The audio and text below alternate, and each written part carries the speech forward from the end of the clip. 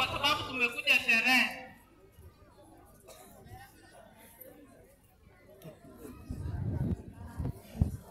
Thank you, my CSO. Mr. Kamau, I'm very grateful. You are the one who facilitated.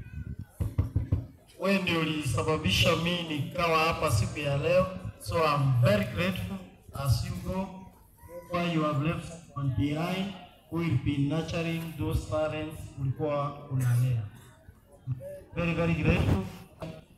Please, ukienda usitusahau. Just come, visit us, give us direction during this. Thank you, Mr. Kamau. God bless you. Nilikuwa nimewasalimia kwa majina, naitwa Lydia Tumbo. Mimi ni mwalimu wa huku. Mr. Kamau amekuwa mwalimu wangu mzuri, ametulea na ninashukuru sana mwalimu kwa sababu umetulea. Asante sana. Unapoenda kupumzika, asante.